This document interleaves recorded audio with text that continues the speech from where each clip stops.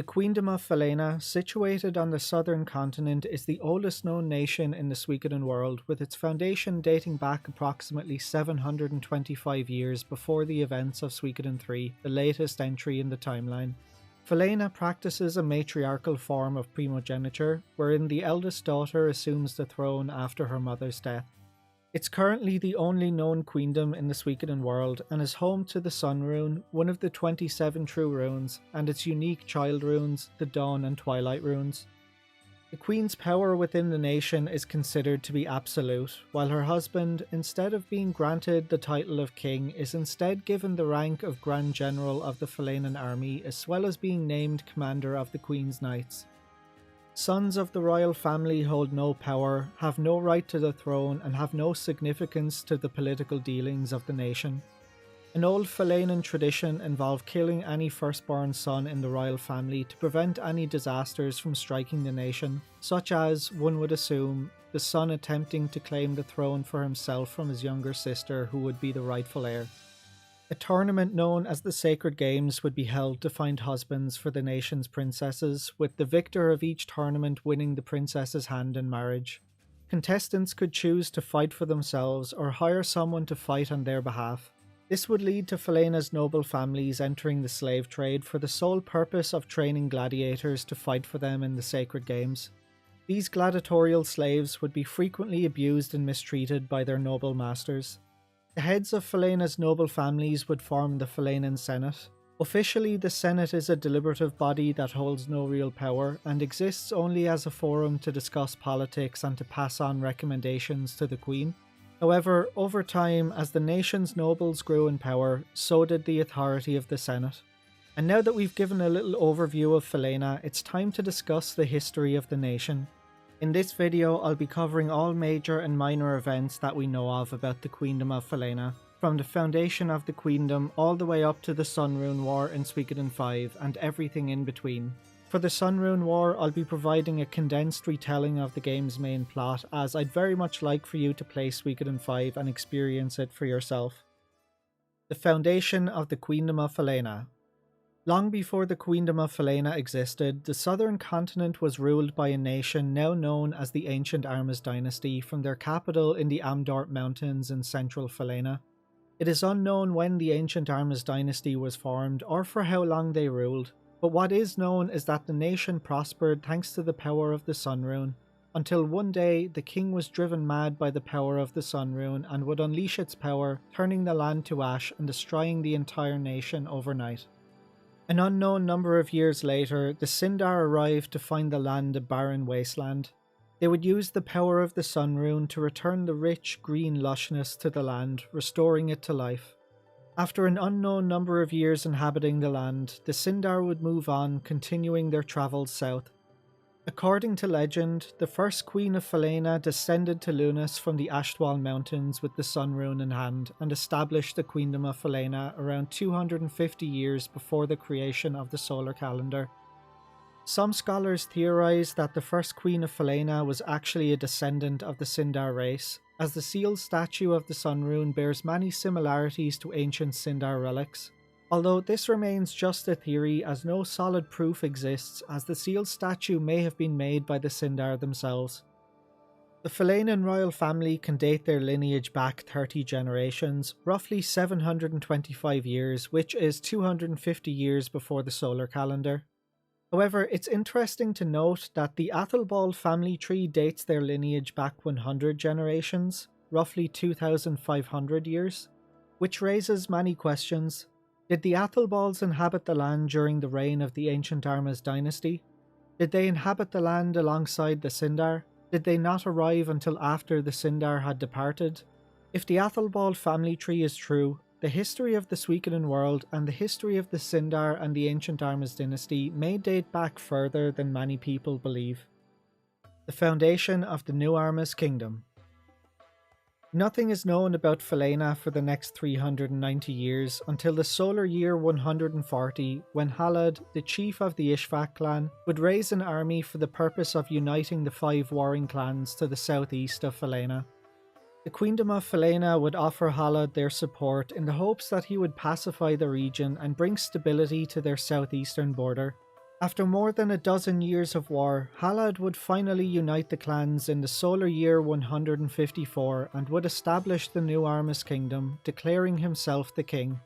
Claiming to be the successor of the ancient Armus dynasty, Halad chose the name New Armus Kingdom as a way to provide the fledgling nation political and historical legitimacy. However, the clans that formed the New Armus Kingdom have no known lineal or cultural ties to the ancient Armus dynasty. His choice of name would draw the ire of the Queendom of Falena and would cause an immediate deterioration in relations, as his claim to be the successor of the ancient Armus dynasty would, by extension, make a claim for the Sun Rune and Falenan lands. Halad's choice of name would lead to tense relations between the two nations for the next 300 years. The relocation of the capital.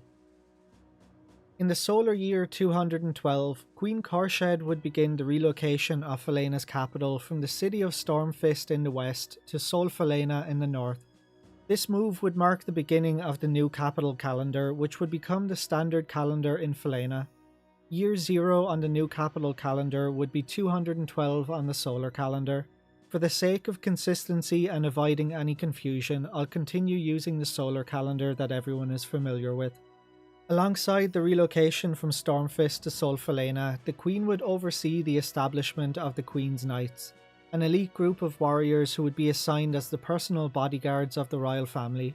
Numbering less than 10 at a time, it was considered a great honour to be chosen for the Queen's Knights, as it meant being recognised as being one of the best warriors in the land. The relocation of the capital from Stormfist to Sol Falena would finally be complete around the solar year 250, and following the royal family's relocation to Sol Falena, the Queen would grant the city of Stormfist to the Athelbald family. Nagarea and the Island Nations Federation. In the solar year 330, a violent religious order known as the Nagarist Order would unite several small nations to the southwest of Falena and form the Nagarea theocracy. Nagarea believes in spreading their dogma by any means necessary, and are famed for their armed missionary groups, which in truth are nothing more than an invading army. As a result of these invasions to spread their religious beliefs, Nagarea has made many enemies and regularly has territorial disputes with its neighbours. In the solar year 337, Princess Elmalark would ascend to the throne and become the new Queen of Falena. She would immediately open up diplomatic relations with the newly established Island Nations Federation to the north, and the two would sign a treaty of friendship. The island nations would set up a colony on Nerva Island just off the northeastern coast of Falena for the purpose of easier trade between the two nations. The Athelbald's rule of Stormfist would come to an end after little over a century, as sometime around the solar year 350 they were usurped by the Godwin family and driven from their home. This would lead to the Godwins becoming a prominent family within Falena's nobility, as they would gain immense wealth and power from their control of Hirschville Naval Base, where the Falenan Navy was stationed, as well as the Stormfist Arena, where the Sacred Games were held. This newfound status would grant them access to the royal family, as well as the wealth needed to buy the best gladiators to win the Sacred Games and marry into the royal family. However, under the Godwin's rule, the Hirschville Naval Base would become a hotbed of corruption and smuggling would be quite common. Around the solar year 360, the Nagarea theocracy would declare that dragon horses were evil beasts and that they needed to be cleansed from the world. This declaration was, of course, nothing more than a poor attempt to justify an invasion of the Sarnix region. The Dragon Horse people of Sarnix, unable to fend off the Nagara's forces by themselves, would forge an alliance with the Queendom of Falena. Unfortunately, no details are known about the battles that took place, but the Nagara's forces would soon be driven out of Sarnix and back into their own land by the combined might of the Falenan army and the Dragon Horse people.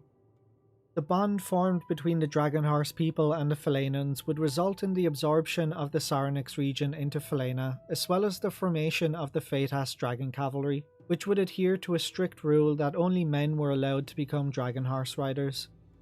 The Dragon Cavalry would soon find themselves caught up in the schemes of Falena's noble families, as members of the Senate would attempt to align themselves with the Dragon Cavalry with the intent of abusing their abilities to gain the upper hand over their rivals in the Senate.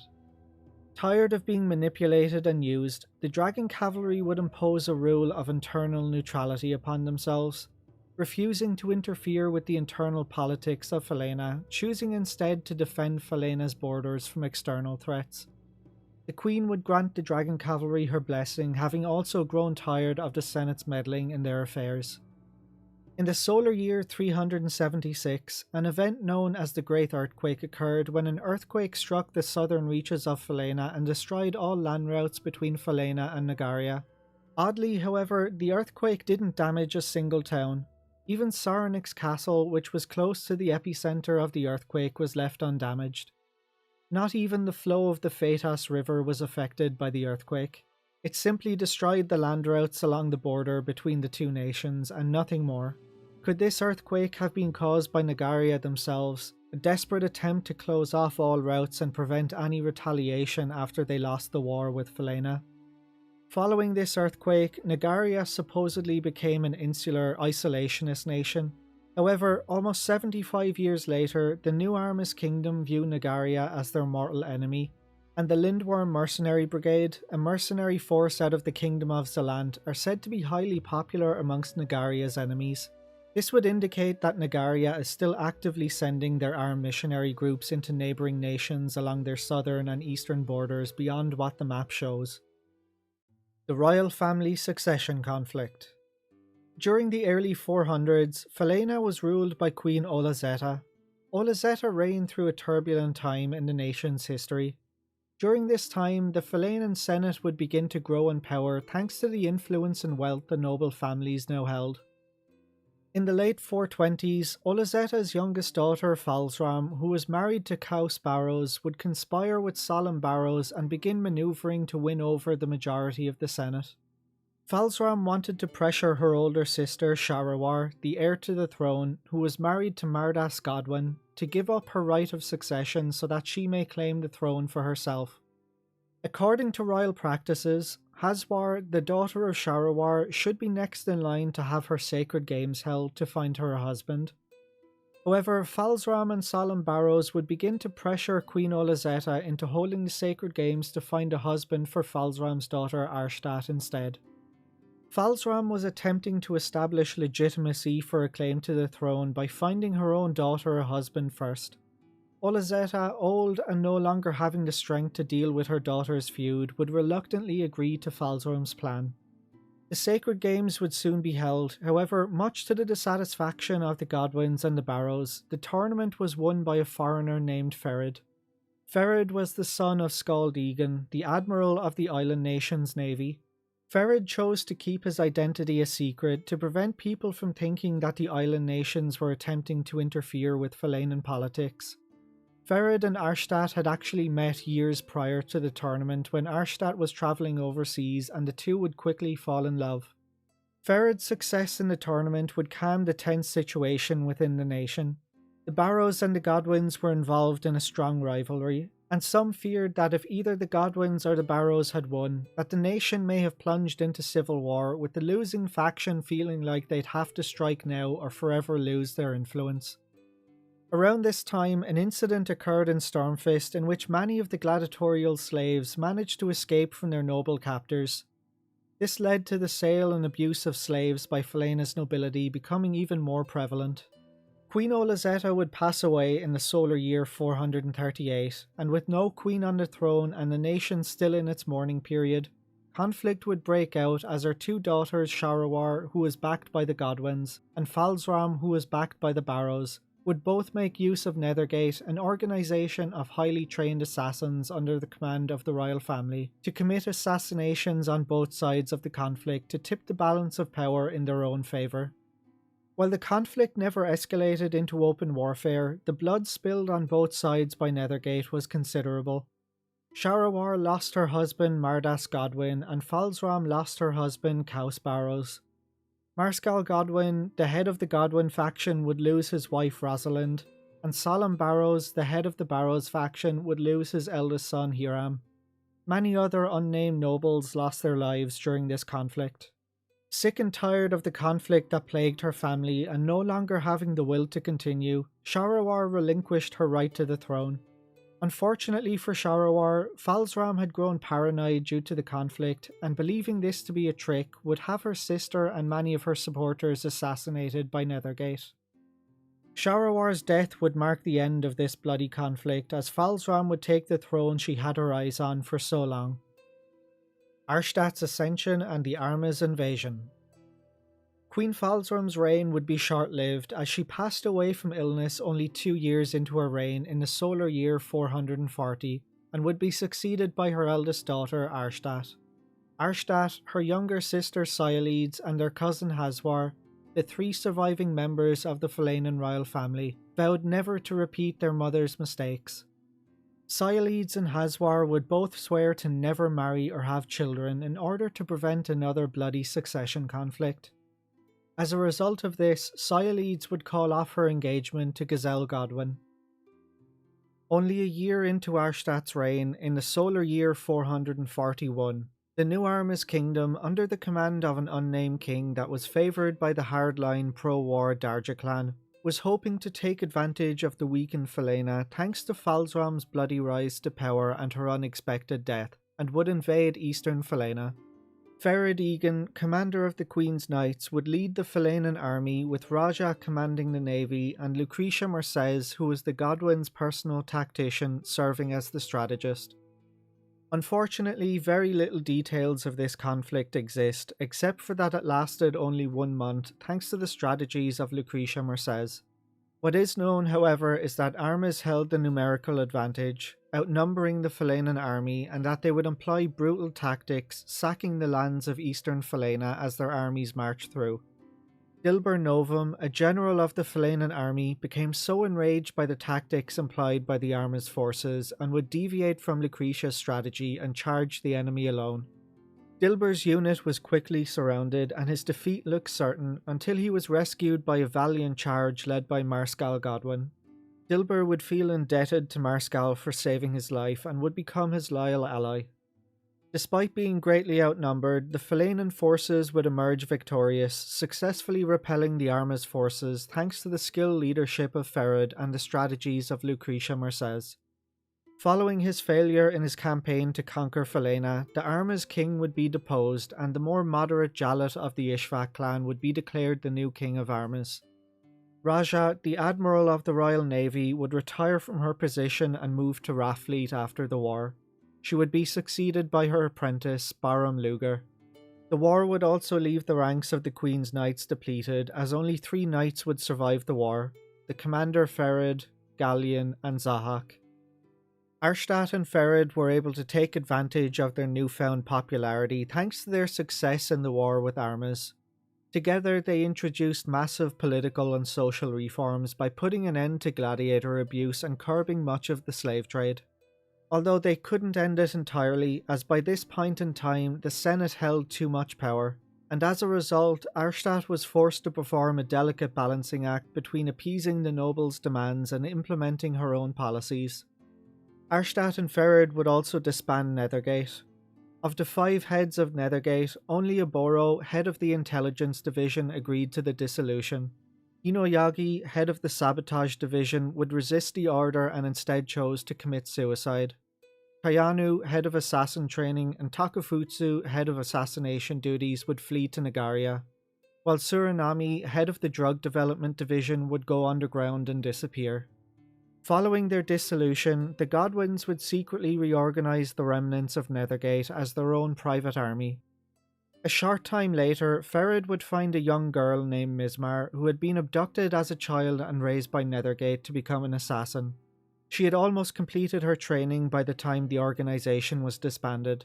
Ferid would seek Oboro's help to try and track down her parents, but unfortunately Oboro was unable to locate them.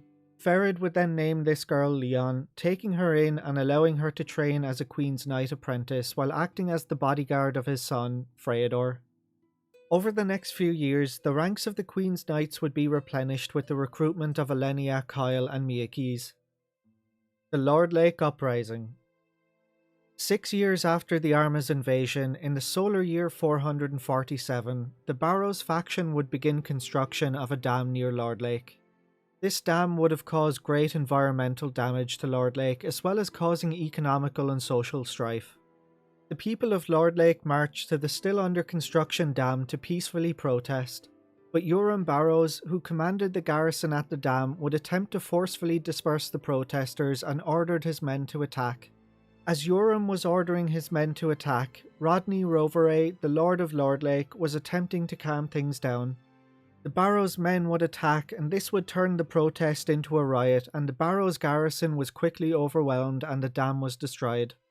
The protesters would then decide to continue their march north to take a petition to the Queen to seek redress. Solemn Barrows, the head of the Barrows faction, saw the opportunity to take advantage of the situation.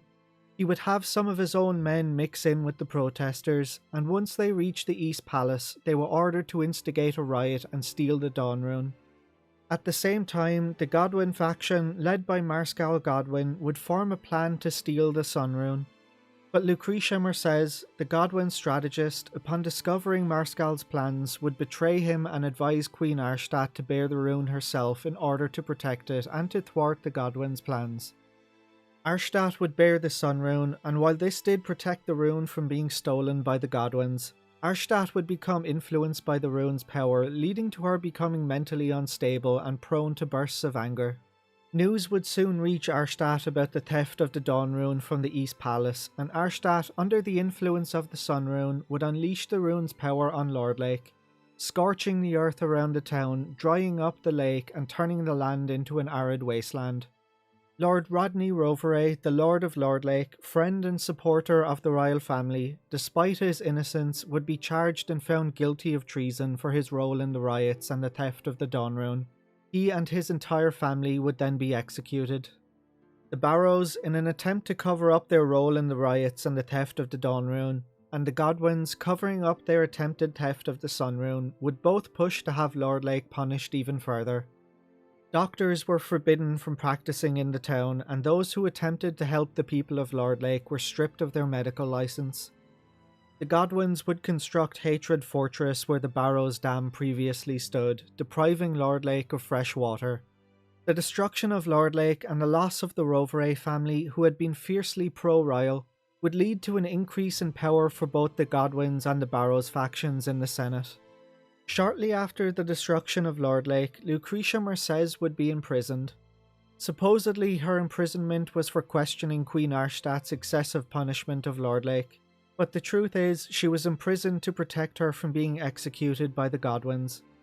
Ferid, seeing Arshtat become increasingly unstable and knowing that she'd eventually be consumed by the Sun Rune's violent nature, would contact his friend George Prime, whom he once fought with as a mercenary, and invited him to Falena to become a Queen's Knight.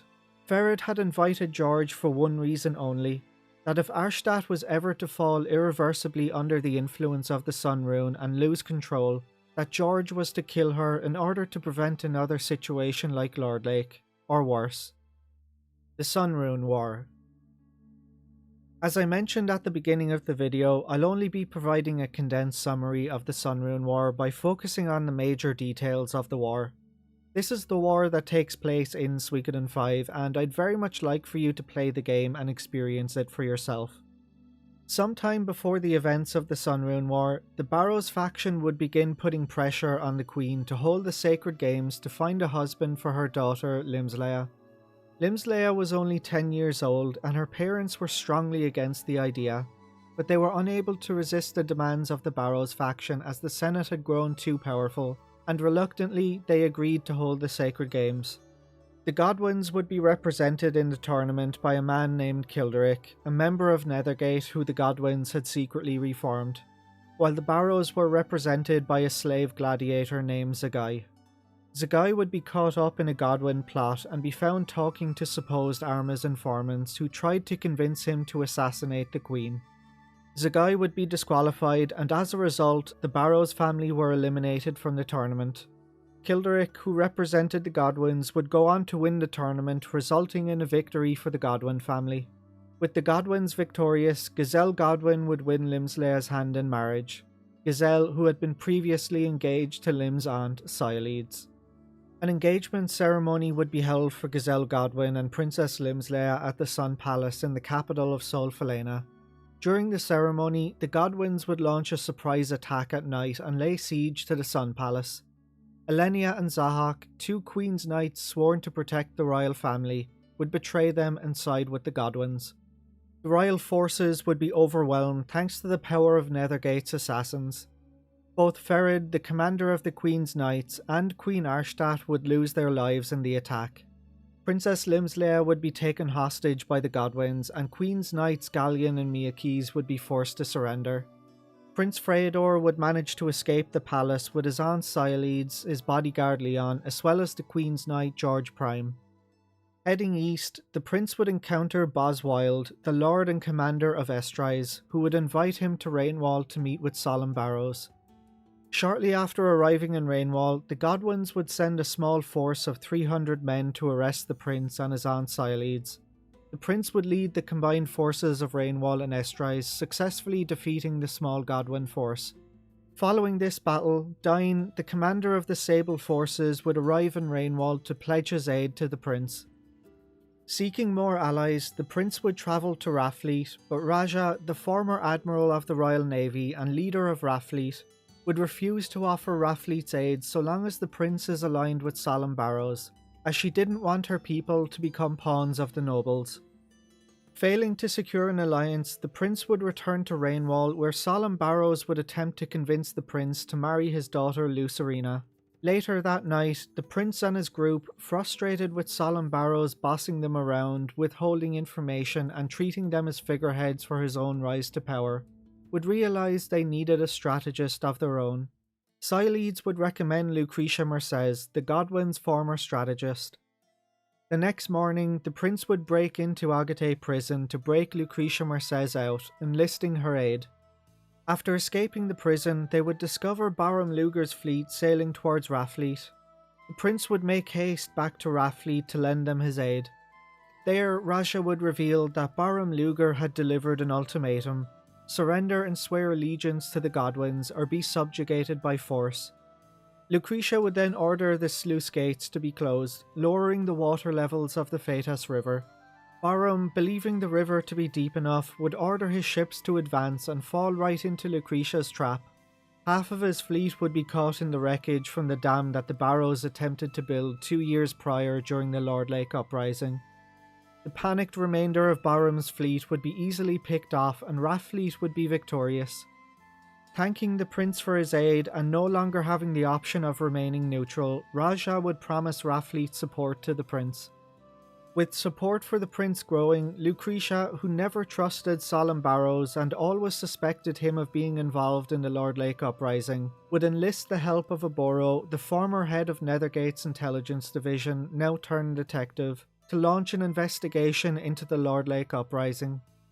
Aboro would discover that it was in fact the Barrows family who were responsible. The prince would then be reunited with the Queen's Knight Kyle, who had escaped the capital and made his way to Rainwall. Solemn Barrows would then inform the prince that Dilbur Novum was leading a large Godwyn army to attack Rainwall. He would then attempt to convince the prince to declare himself king and form his own kingdom with the eastern half of Falena, claiming that he has connections within Armas, and with the aid of Armas they would march to victory with ease. The prince would reject Solemn's offer outright and had no interest in hearing what he had to say. The next morning, before the battle took place, George would inform the prince and Lucretia that he discovered Arma's troops hiding in the forest south of Rainwall, with Urim Barrows alongside them. Lucerina would then inform the prince that her father had been exchanging letters with Arma's nobles for some time now, and that the letters indicated he was borrowing some troops from the Arma's southern mountain corps. The prince and his group would realise that this was a plot by Solemn Barrows to have the Arma's forces arrive in the upcoming battle as reinforcements, to make it look like the prince himself had joined hands with Armas. Solemn was attempting to force the prince's hand, leaving him with no choice but to break away and form his own kingdom.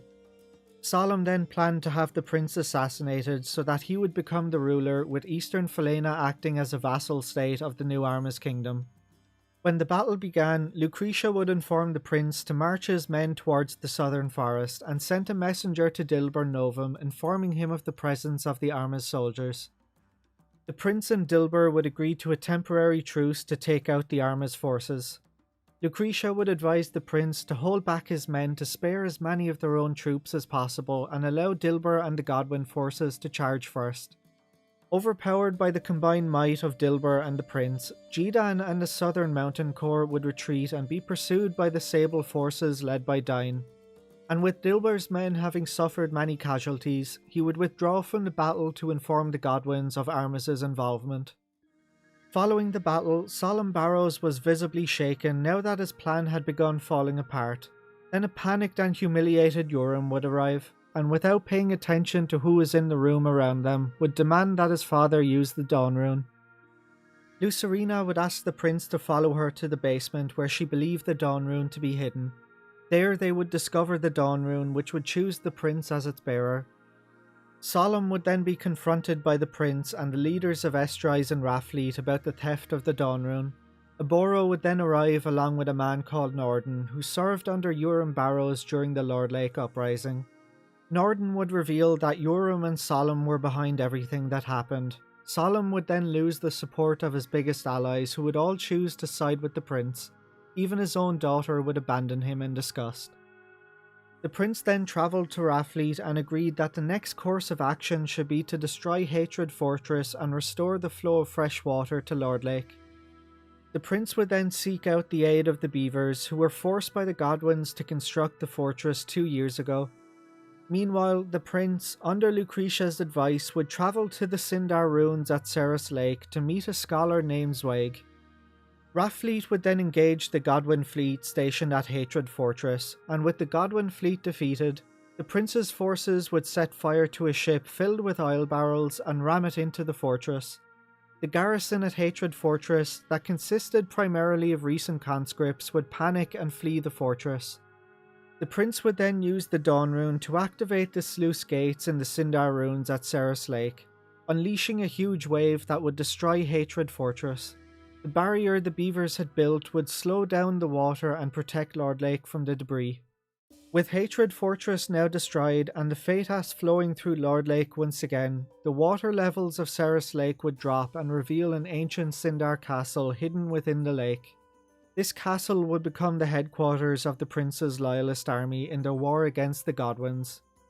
Having spared the lives of the soldiers in Hatred Fortress, word would spread of the prince's mercy and less than half would return to the Godwins. With the prince gaining more support and a castle of his own, the Godwins were beginning to worry and would order the Queen's Knight Zahak to put an end to the prince's so-called rebellion. Zahak would be instructed to spare no pains in clamping down on deserters and to conscript new troops. Meanwhile, the Queen's Knight Elenia would be ordered to travel to the West Palace, where she would have the Twilight Rune forcibly attached to her against the rune's will. Oswild, the Lord of Estrise, would then travel southeast to the city of Sable to gain their support. Meanwhile, a reporter named Taylor would arrive at Ceres Lake Castle at the request of Wazel, a man of great influence from the town of Lelkar, who was seeking the aid of the prince. The prince would then travel to Lelkar along with the Queen's Knight Kyle, who was originally from Lelkar.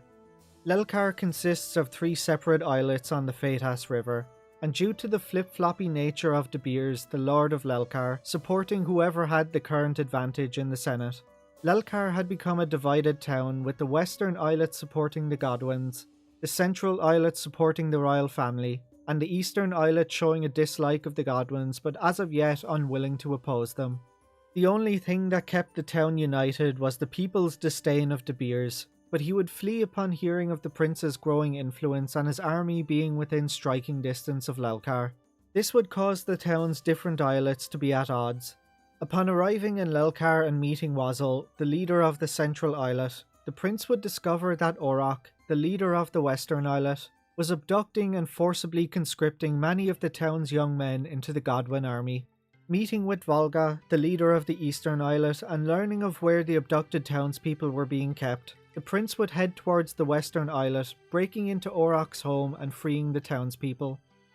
Word would soon reach Zahak that the prince was in Lelkar, and he would order his forces to make for Lelkar at once. Lele, Lucretia's apprentice, would soon arrive at Lelkar with reinforcements, but Lucretia would remain at Ceres Lake Castle as Baram Luger's fleet was on the move at the same time Zahak was making his way to Lelkar. Volga and Wazel would rally the people of the central and eastern islets to aid in the town's defence as Zahak and his men arrived on the western islet. The prince's forces would hold a defensive line by the bridges connecting the central and western islets. Despite Zahak's forces outnumbering the prince's, the prince would successfully repel Zahak's assault, and Zahak, in a desperate attempt to cover his retreat, would set fire to the western islet, losing the Godwins the support of Lelkar's western islet, with Lelkar now aligning itself with the prince. As the prince was defending Lelkar, the Godwin forces led by Baram Luger would take the city of Rainwall. Following their triumph in Lelkar, the prince would next head to Sable, who were refusing to lend him their aid due to the fact that there was a look-alike bandit impersonating the prince and robbing the townspeople. Travelling to Sable, the prince would successfully capture the bandit, revealing that it was a plot by Urim Barrows, who was seeking revenge against the prince for filing his dad's plans.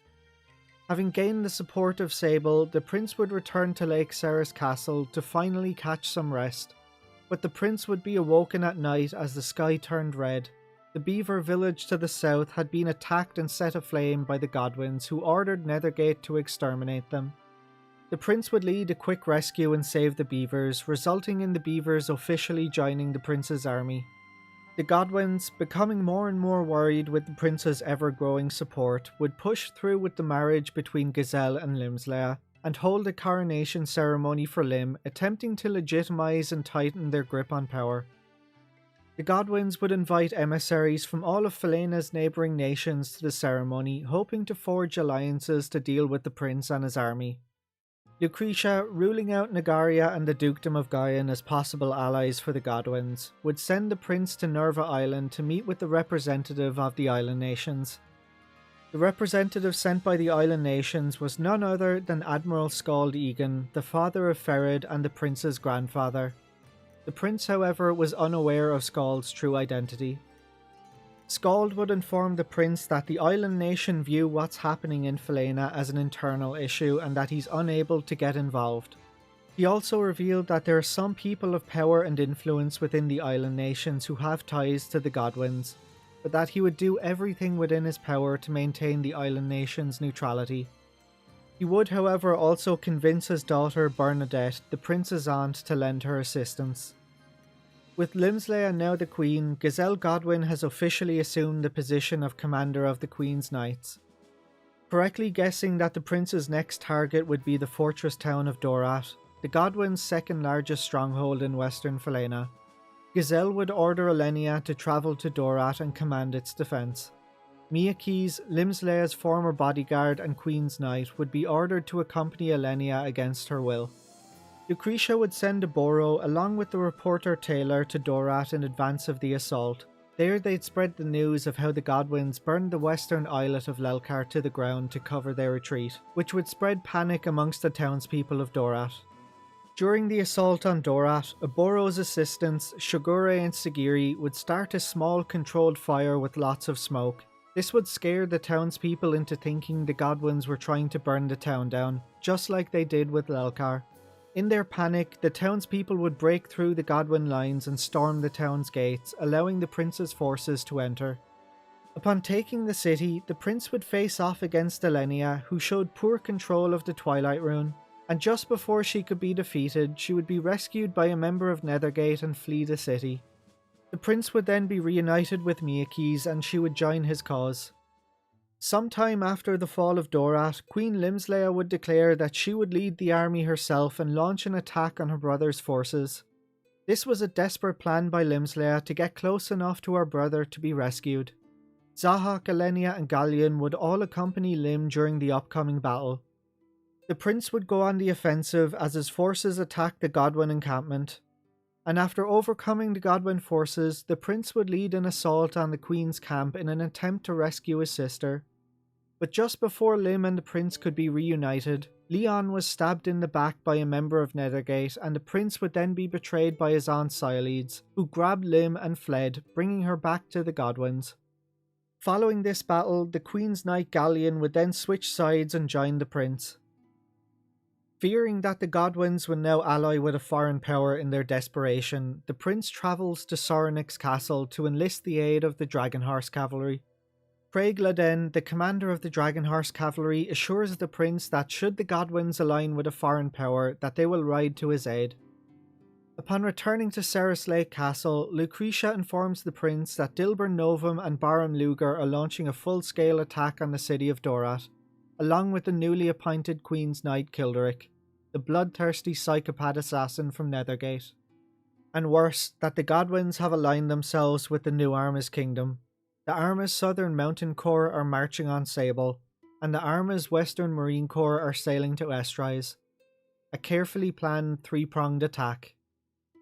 Not having the numbers to engage all three at once, and fearing being flanked if they focus on just one force, Lucretia would recommend a defend-in-depth strategy by whittling down the enemy's numbers through skirmishes and ambushes while luring them towards Ceres Lake. Lucretia would also order all of the towns and villages to evacuate while harvesting all crops and taking all food and supplies with them. The Arma's Southern Mountain Corps, led by Mahasparna and Jidan Gisu, would manage to capture Sable, but took heavy losses in the process.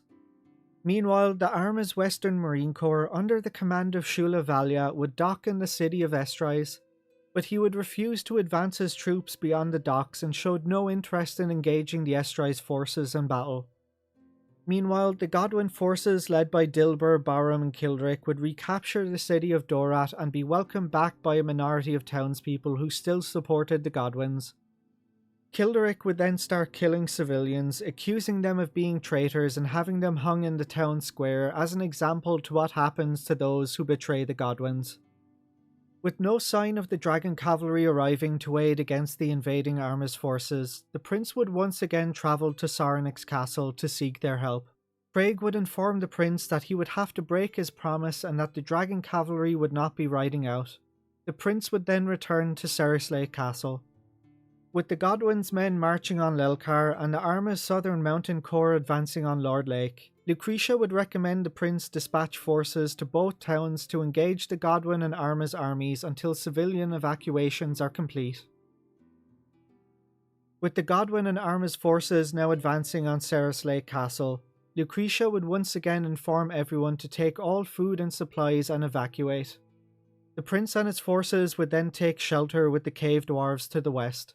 The Godwin and Arma's forces would then arrive at an empty Ceres Lake Castle and take control, and with the Arma's supply lines being stretched thin and with no food or supplies to loot throughout their advance, were beginning to grow hungry. The prince would then set out to investigate why the Dragon Cavalry weren't lending their support. Suspecting that the Godwins got to them first and that the problem was in Gordius, which served as both the training grounds for the Dragon Horse riders as well as the breeding grounds for the Dragon Horses. Arriving in Gordius, the prince would find the camp overrun with Godwin soldiers. The prince would sneak into the camp and make his way into the caves below, where he would find all of the Dragon Horse eggs being guarded by Nethergate assassins. Defeating the Nethergate assassins, the prince would free the Dragon Horses and their eggs from the control of the Godwins and win the support of the Dragon Cavalry. After securing their aid, the prince would return to the Ceres Lake ruins and activate the sluice gates, raising the water levels of the lake. The rising water levels would throw the Godwin and Arma's forces into a state of panic. In the midst of the panic, the prince's forces would then launch an assault on the castle. Half of the Arma's Southern Mountain Corps deserted, and many of the Godwin's men forgot their weapons in the panic while escaping from the rising waters. The prince's forces would easily overwhelm them and recapture the castle. Meanwhile, back in Estrise, Elenia grows increasingly angry at Shula Valya for refusing to enter the war. He informs her that the island nation's fleet is sailing south towards Estrise, and as Armas and the island nations are not on good terms, he's ordering his men to return home. Admiral Egan, the prince's grandfather, sailed the island nation's fleet towards Estrise without the permission of the island nation's government, under the guise of chasing pirates. The Godwin forces would fall back and regroup in Dorat, while Mahasparna, Jidangisu and the Arma's Southern Mountain Corps would fall back to Sable. The forces of Sable, Estrise and Lordlake would march on the town of Sable to recapture it.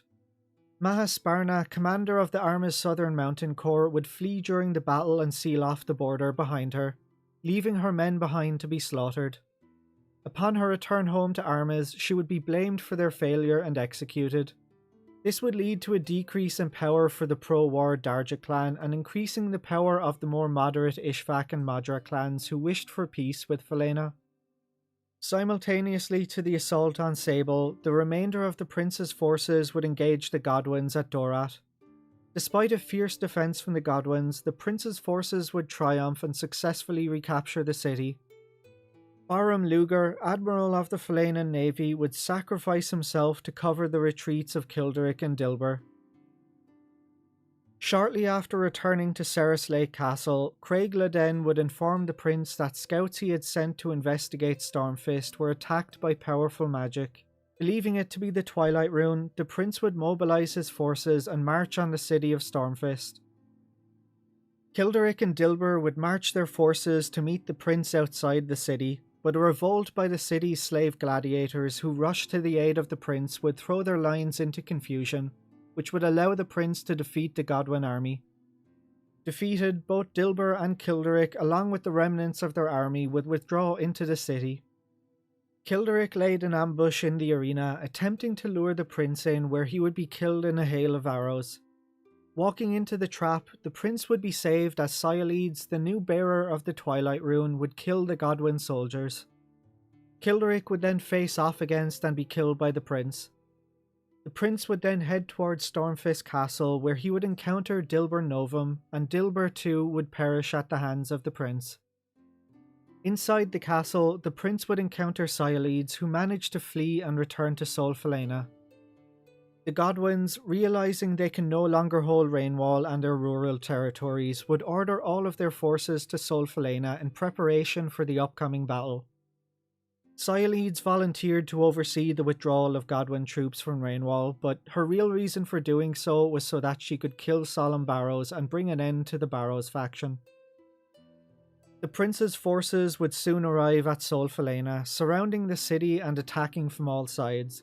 The Estrise, Sable and Lordlake forces would attack the eastern side of the city, being defended by Zahak, while the prince, the queen's knights and the Lelkar forces would attack the western side of the city, being defended by Elenia, while Raff Fleet, the dragon cavalry and the beavers would attack from the south, engaging the Godwin fleet. Taking heavy losses, the Godwin forces would fall back to the Sun Palace where they'd make their final stand. Marscal Godwin would attempt to unleash the power of the Sun Rune to annihilate the prince's forces, but the prince and Cyaleides would combine the power of the Dawn and Twilight runes to subdue the Sun Rune. The Twilight Rune would then transfer itself into Leon, and Cyaleides, who overexerted herself with use of the Twilight Rune's power, would soon pass away. But before she could pass away, it was revealed that the reason she betrayed her nephew was because she didn't believe that he had what it took to clean out the Senate and remove the nobles' power.